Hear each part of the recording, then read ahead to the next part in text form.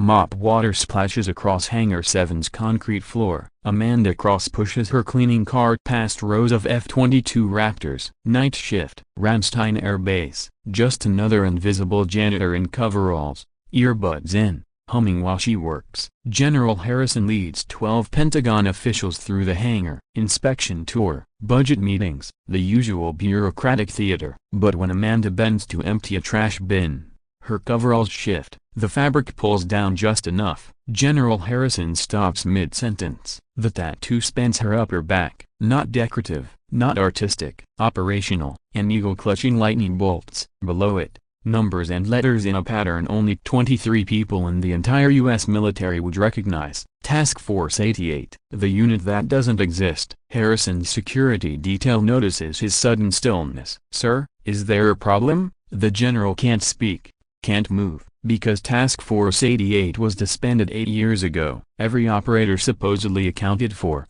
11 killed in Syria, 7 reassigned to conventional units, 5 vanished into CIA black sites. Amanda continues mopping, oblivious to the attention, or seemingly so. Harrison approaches slowly, each step calculated, like approaching an unexploded ordnance.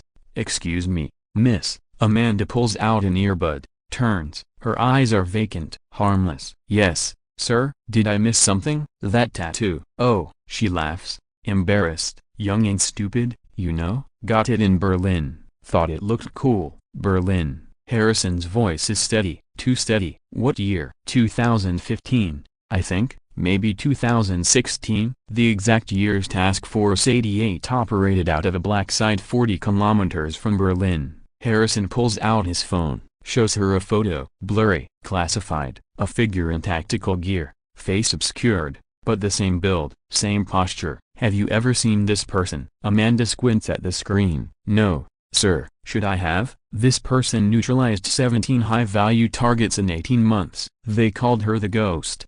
"Sounds dangerous." "She was." "Is." Amanda returns to her mop. "Well, I just clean floors, General. Nothing dangerous about Pine Sol." But Harrison sees her hands. The way she grips the mop handle. Tactical grip. Weapon-ready position. Muscle memory that 8 years of janitorial work can't erase. "What's your employee ID number?" 77349. Harrison's blood chills. Those aren't random numbers. They're coordinates. Latitude and longitude. A village in Syria where Task Force 88's final mission went catastrophic. "Everyone out." Harrison's command echoes through the hangar. Now, the inspection team evacuates, confused. Security detail hesitates. "You too, Sergeant." "Sir, protocol states." "A protocol doesn't apply here." "Go." Alone now. Just Harrison and the janitor who isn't a janitor. Amanda sets down her mop. When she speaks again, the vacant expression is gone, replaced by something else. Something that's been sleeping for 8 years. "Hello,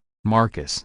First names. They know each other. Jesus Christ. "Rachel?" Captain Rachel Hayes. Task Force 88's most lethal operator. The woman who could infiltrate any facility, eliminate any target, vanish without a trace. The ghost story that kept enemy commanders awake at night. Rachel Hayes died in Syria. Marcus. Burned with the rest of the unit. "We never found your body." "Because I didn't want you to." She pulls off her coveralls, revealing more tattoos. Not decorative, each one a mission, a map of classified operations across her skin. 8 years. "Rachel, 8 years we thought you were dead." "I was. In every way that mattered." The Syria mission. Harrison doesn't need to ask. He was the one who gave the order. Insert into hostile territory. Eliminate a weapons dealer selling chemical agents to terrorists. Simple, clean, until it wasn't. Bad intelligence. The dealer was expecting them. Ambush. 11 operators died in the first 30 seconds. Rachel and 6 others fought for 3 hours. By the time extraction arrived, only Rachel remained, surrounded by 42 enemy corpses. But something broke in Syria. The woman who boarded the extraction helicopter wasn't the same one who'd inserted 12 hours earlier. Why janitor work? You ever tried to disappear, Marcus? Really disappear? You don't become a contractor or security consultant. Too visible. You become nothing.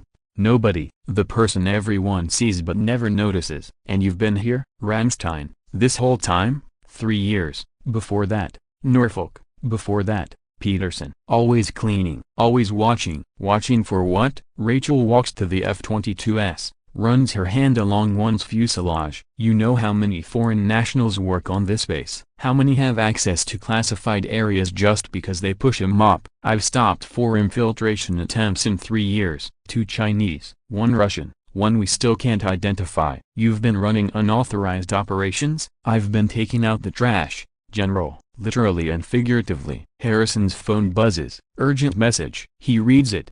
Face paling. There's been an incident. Hangar 3. Someone accessed the weapons depot 16 minutes ago. Rachel's already moving, not running, flowing. 8 years of pretending to be normal evaporating in seconds. 16 minutes. They'll be at the perimeter fence by now. Northwest section. That's where the cameras have a 12-second blind spot. How could you possibly? Because I mapped every vulnerability on this base. Marcus. It's what ghosts do. She opens her cleaning cart. False bottom. Inside, tactical gear. Weapons. Equipment that no janitor should possess. You've been armed this whole time? You think I'd protect this base with just a mop? The transformation takes 40 seconds. Janitor to operator. Coveralls to tactical black. Rachel Hayes to the ghost. I can't authorize this. You can't stop it either. She chambers around in her Glock. The sound echoes through the hangar. 3 years I've kept this base safe from the shadows. Don't start interfering now. Harrison makes a decision that won't appear in any report. Northwest fence. Security arrives in 4 minutes. I only need 2. Rachel vanishes into the night. Harrison stands alone among the billion-dollar aircraft, protected by a woman who officially doesn't exist. His radio crackles 90 seconds later. General Harrison, this is perimeter security. We have 2 suspects in custody. Unconscious. Professional takedown. But, sir, there's nobody else here. Harrison smiles for the first time in 8 years. Must have been the wind. Sergeant. Sir, secure the suspects. I'll handle the report. 20 minutes later, Amanda Cross returns to Hangar 7. Coveralls, mop, earbuds. Just another janitor finishing her shift. She passes Harrison without acknowledgement, but he sees the small cut on her knuckle. Fresh. From tonight, the base is secure, General, she says to her mop water. It always has been. Harrison watches her push the car toward Hangar 8. Tomorrow she'll be there, and the next day, and the day after that, invisible, unnoticed, protecting 40,000 personnel who'll never know she exists. The inspection team returns. Questions, confusion. Harrison provides answers that satisfy nobody but end the conversation. That night, Harrison reviews security footage. Every camera, every angle. Amanda Cross appears in all of them, mopping, cleaning, existing in the background of 1,000 conversations about national security. But for 90 seconds, she's gone. A ghost in the blind spot, and in those 90 seconds,